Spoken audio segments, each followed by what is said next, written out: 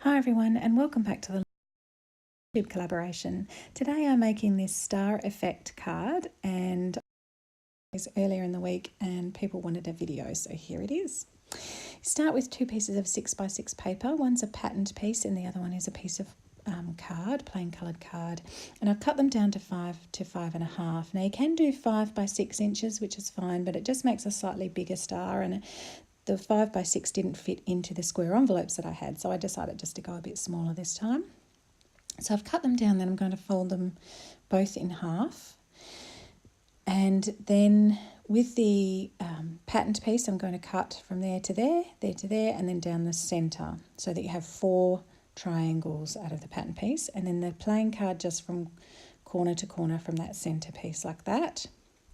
And then those pattern pieces of paper I'm going to cut down so there's a small border around. So I actually just cut off the straight sides, a little slither. And then I'm just going to adhere those onto that back piece of card, like so.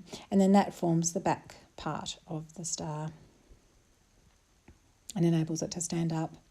Those other pieces I've also trimmed down the patterned piece of paper so that they fit on there. And then those 2 triangles are going to lap over like this and then slide into some slots that you're going to cut into that back piece, like so.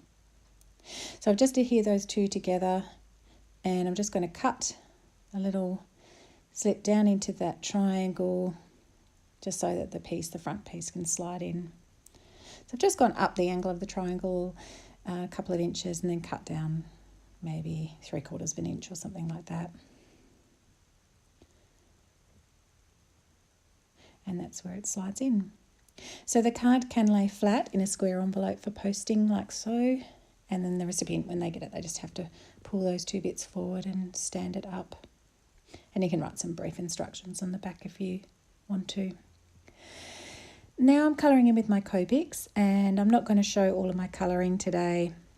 There's loads of amazing colouring videos, and I just tend to follow the same, I think, colouring pattern as most people with my Copics, and I usually pick coordinating colours. I've got a colour wheel and I like to look at what colour is in my base card or the pattern paper that I've used, and then I pick colours that actually coordinate with that.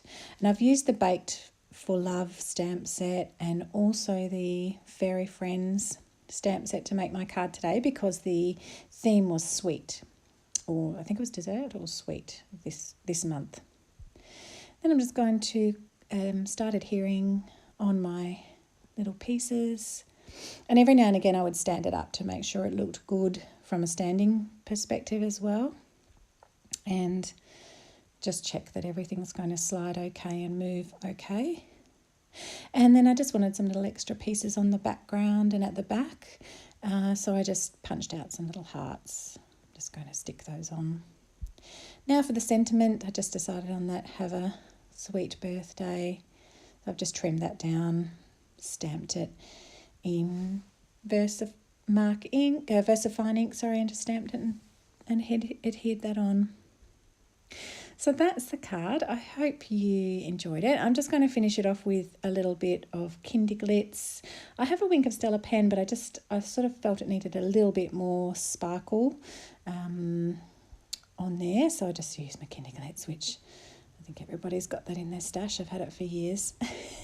I still like using it every now and again, and just put that on the hearts as well, just to give it a little bit of sparkle. So that is it. It's quite easy, and it can be used for a whole range of different styles of stamps, and it looks good with lots of things actually, the Star Effect card. And it is relatively easy to do. So thanks so much for joining me. Make sure you check out everybody else's videos in the description box below. There'll be a link, and I will see you again next time.